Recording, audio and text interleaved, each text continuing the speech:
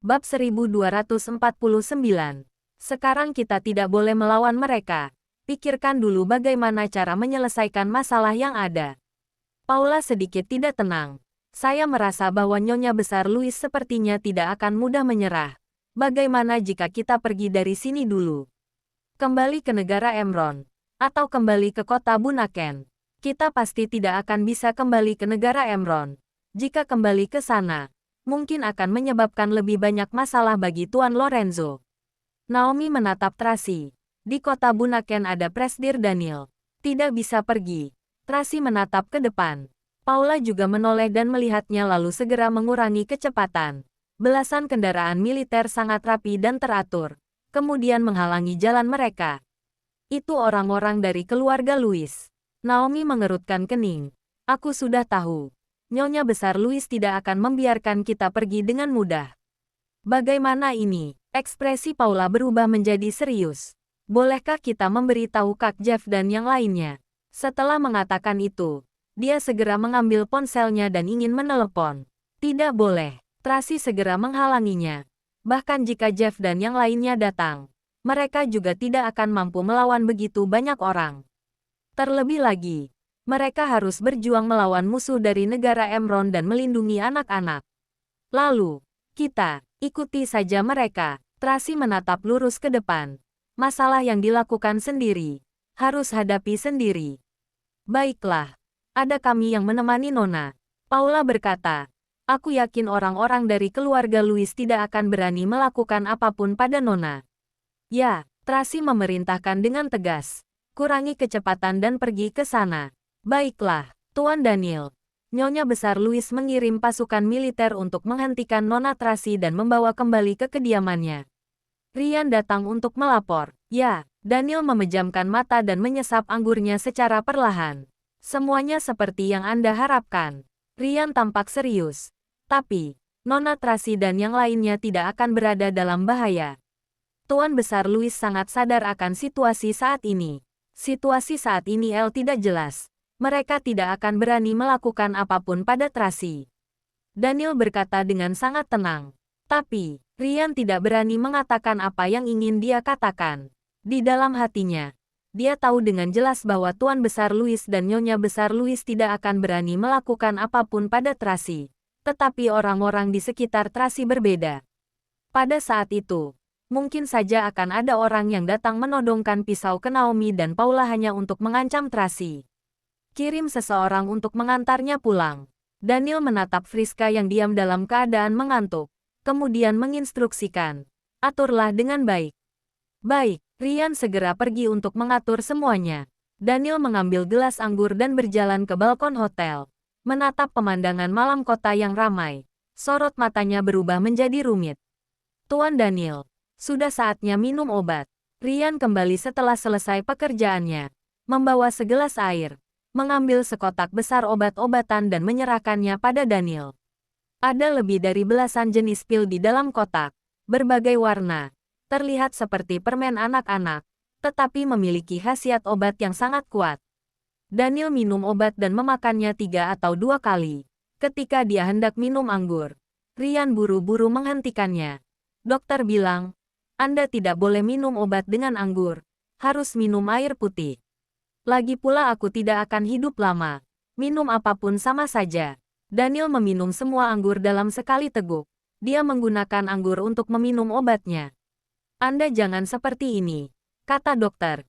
Jika kita menemukan tabib Dewa dan tabib Hansen, mungkin ada secercah harapan.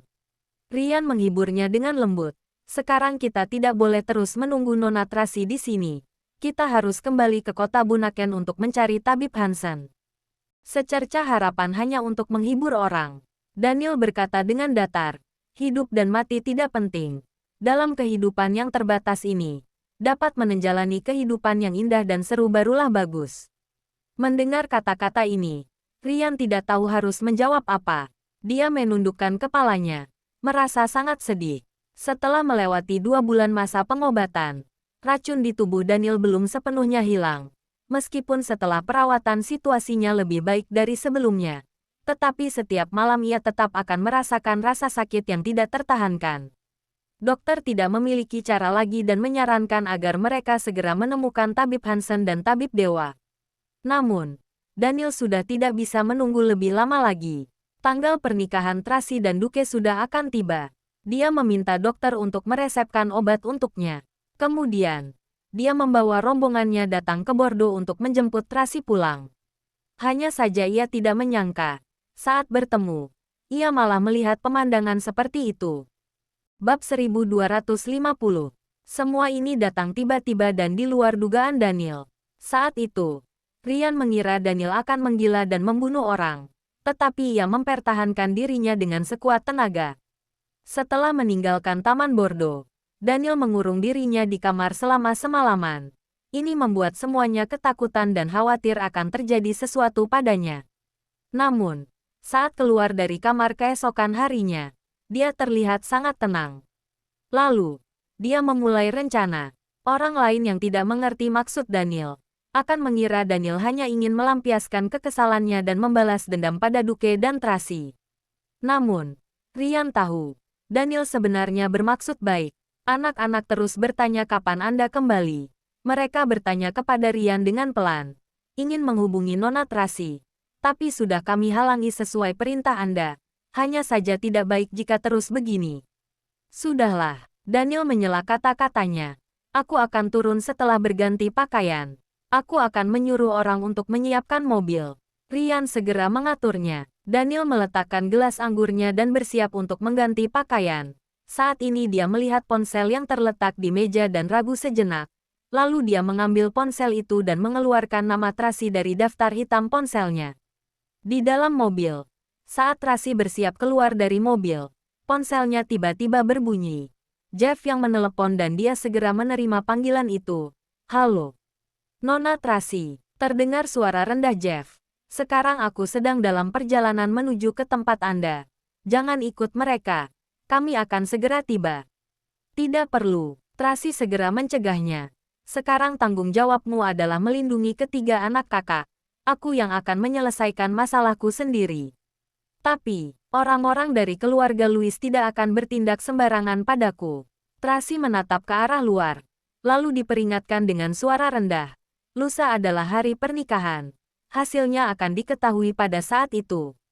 Kamu jagalah anak-anak dengan baik. Selama 2 hari ini.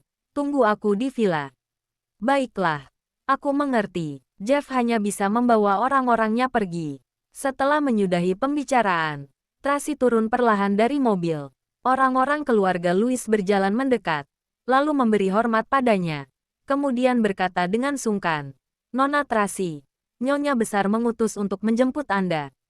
Awalnya aku akan datang menemuinya besok, ujar Tracy datar sambil menatap sekilas rombongan mobil di hadapannya. Nyonya Besar Louis terlalu buru-buru. Tuan Duke merindukan Anda. Kepala pelayan tersenyum, lalu memberikan isyarat tangan. Silahkan. Tracy menaiki mobil keluarga Louis bersama Naomi, Paula dan 2 anak buah lainnya. Saat ini, dia sudah mengganti pakaiannya.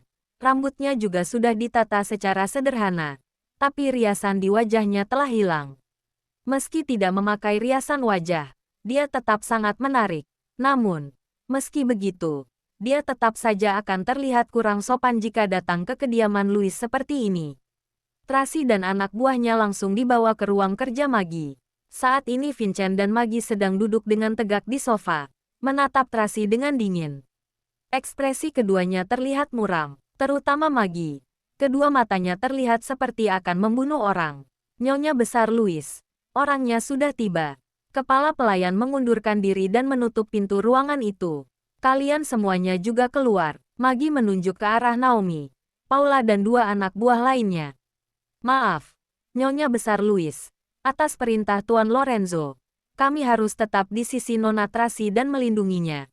Kami tidak bisa pergi kemanapun, ujar Naomi datar sambil menundukkan kepalanya. Ini adalah rumahku. Kamu mengira ini adalah negara Emronia. Lalu, Maggie berteriak dengan arogan. Keluar. Nyonya Besar, apa yang sedang Anda lakukan? Tracy tidak bisa menerima orang-orang di sisinya ditindas. Lalu berkata dengan nada dingin, tidak peduli dimanapun, pengawal pribadiku hanya akan mendengar perintahku. orang lain juga tidak bisa menegur mereka. Tracy, setelah melakukan hal memalukan seperti itu, kamu masih berani berbicara dengan begitu percaya diri? Tanya Maggie penuh emosional. Apa kamu tidak merasa malu? Tidak merasa hina? Bab 1251. Tujuan Nyonya Besar memintaku datang adalah untuk meminta pertanggungjawabanku. Tracy mengangkat matanya dan menatap Maggie. Sikapnya sangat tenang dan santai. Seolah-olah masalah ini bukanlah hal yang layak dipermasalahkan. Kamu masih berani bertanya padaku? Maggie semakin kesal. Lusa adalah hari pernikahanmu dan Duke. Sekarang kamu malah melakukan hal seperti ini. Apa kamu benar-benar tidak merasa malu? Tracy membenarkannya dan meminta maaf dengan tulus. Aku yang tidak menangani masalah ini dengan baik. Ada kesalahpahaman di dalamnya. Aku tidak akan menjelaskannya lebih lanjut. Bagaimanapun kesalahan itu sudah terjadi. Sudah sewajarnya Nyonya Besar menyalahkan dan memarahiku. Tapi kumohon untuk tidak memaksa bawahanku. Masalah ini tidak ada peraturannya dengan mereka.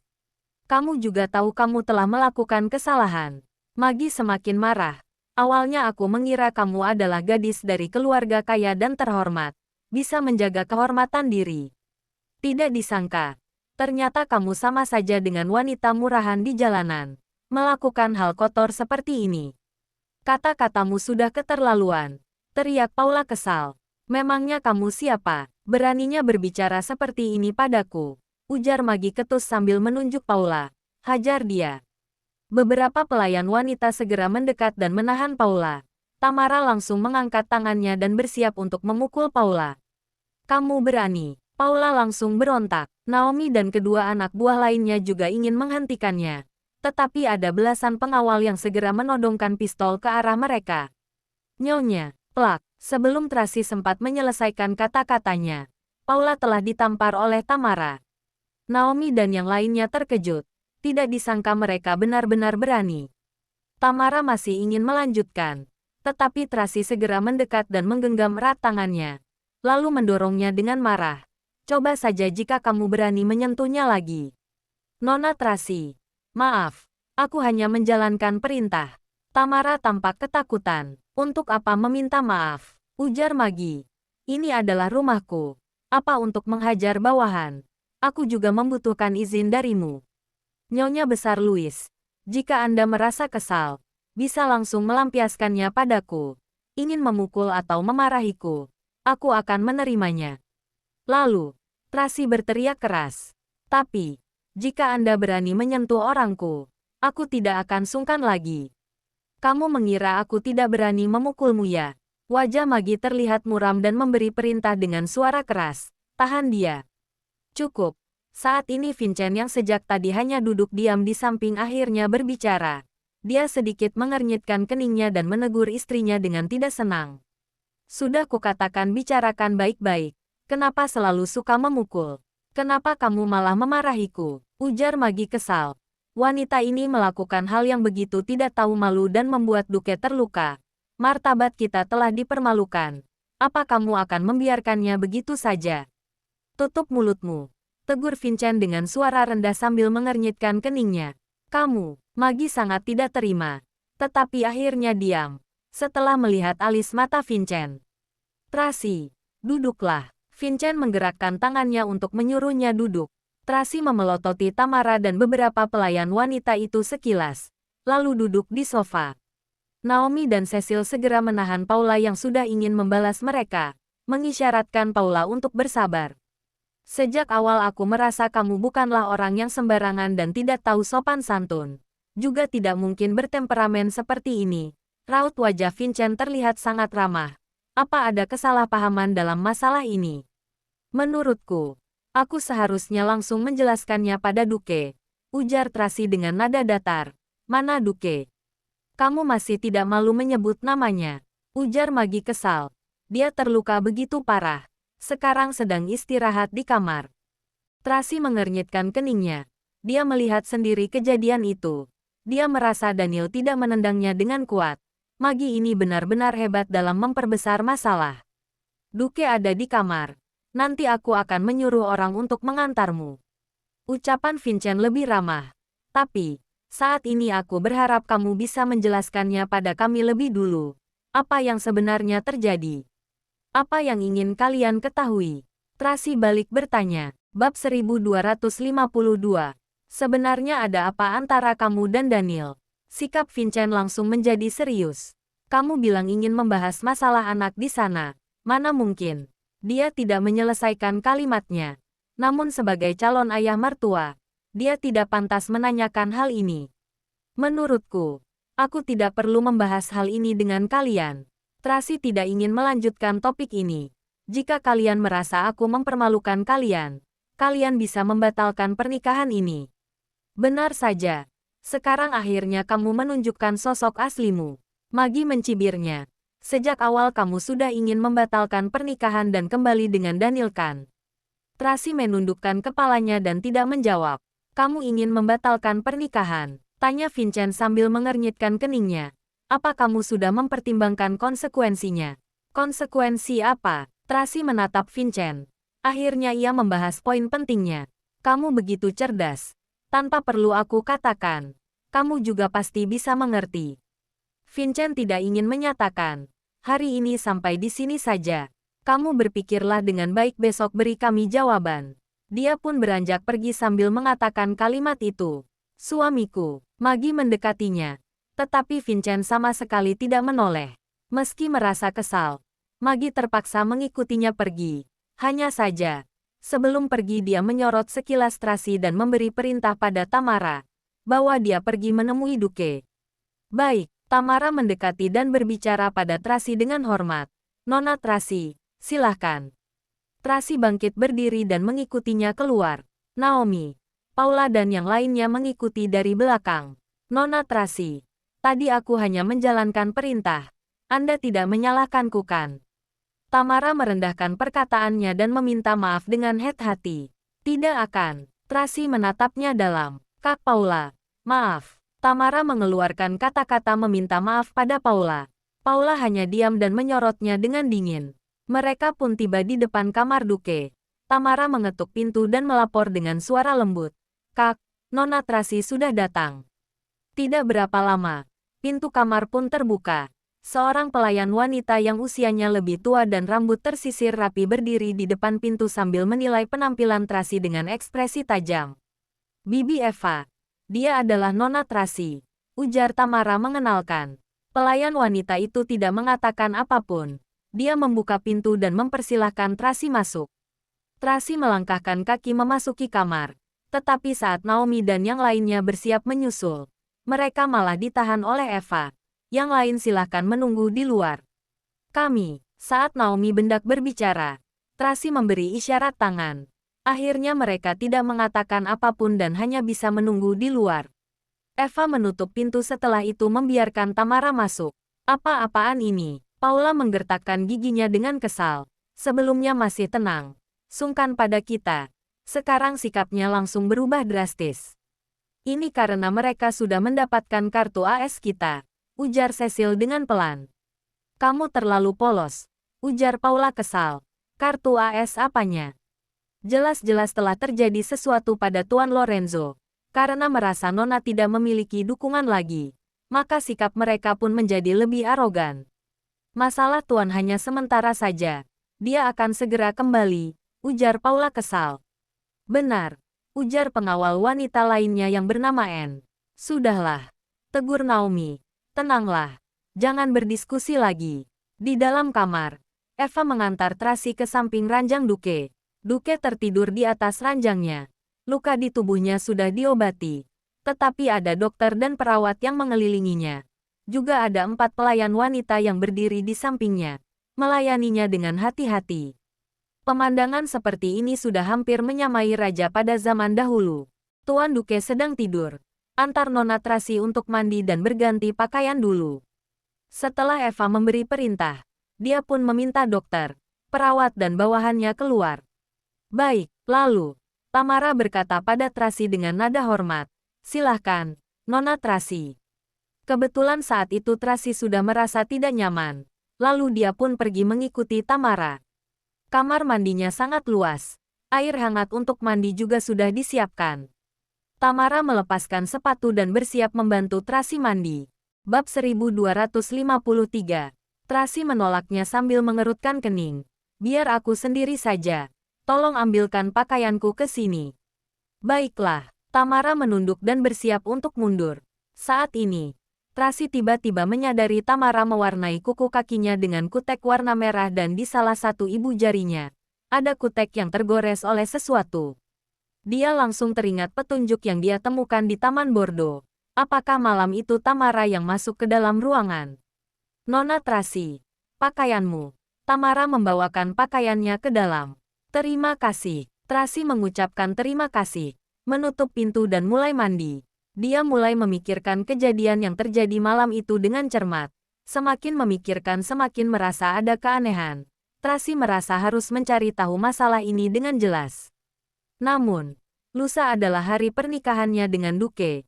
Dia harus memberikan keputusan terakhirnya besok. Ia harus segera memberi penjelasan. Tracy sudah selesai mandi, juga sudah menata rambut di kamar mandi. Lalu dia keluar dengan gaun putih panjang. Meski tidak memakai riasan apapun, dia tetap terlihat polos dan bersih. Begitu cantik. Saat menatap Tracy, rasa iri dalam tatapan mata Tamara tidak bisa diungkapkan. Dia tahu, meski dia juga cantik dan menarik, selamanya tetap tidak bisa memiliki aura seperti yang terpancar dari tubuh Tracy. Tuan Duque, Nona Tracy sudah datang, ujar Eva sambil berbisik di samping telinga Duque.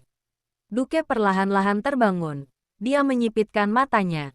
Sesaat setelah melihat Tracy, dia tertegun beberapa saat, lalu langsung histeris. Kenapa? Kenapa kamu harus melakukan ini padaku? Kenapa, Tuan Duque? Eva segera menenangkan Duque. Tenangkan diri Anda. Jangan emosi. Kak, minum air dulu. Tamara mendekati dan membantu Duque minum air. Duque langsung mendorongnya, berusaha membalikkan tubuhnya sekuat tenaga dan bertanya pada Tracy dengan histeris. Aku begitu mencintaimu. Kenapa kamu harus melakukan ini padaku? Kenapa? Tracy hanya mengernyitkan kening dan menatapnya dalam diam. Jika tidak merasa bersalah sama sekali, itu juga tidak mungkin. Duque yang awalnya sangat sederhana dan polos telah berubah menjadi seperti ini. Ia juga ikut bertanggung jawab atas hal ini. Jika sejak awal ia tahu akan menjadi seperti itu, saat itu dia tidak akan pernah menyetujui pernikahan ini. Kenapa? Kenapa? Saat sedang mengatakannya, Duque pun mulai menangis putus asa. Sampai di usia seperti ini, kehidupan Duque selalu berjalan dengan sangat lancar. Dia tidak pernah membahas masalah yang begitu besar. Selain itu, pendidikan keluarganya sangat ketat. Karakternya relatif sederhana, tapi dia juga sangat gigih dalam menghadapi perasaannya. Tracy adalah wanita pertama yang ia sukai. Deminya, ia sudah mengejarnya selama bertahun-tahun. Tidak mudah hingga berhasil mendapatkannya. Tetapi baru 2 hari, dia sudah melihat wanita yang ia sukai sedang berbaring di bawah tubuh pria lain dengan matanya sendiri. Ini adalah pukulan yang sangat besar baginya. Kak, jangan sedih. Melihat Duque begitu sedih, Tamara juga tampak sedih. Dia ingin menghibur Duque, tetapi baru saja mengulurkan tangan. Dia sudah menariknya kembali. Adegan ini tidak terlepas dari mata Tracy.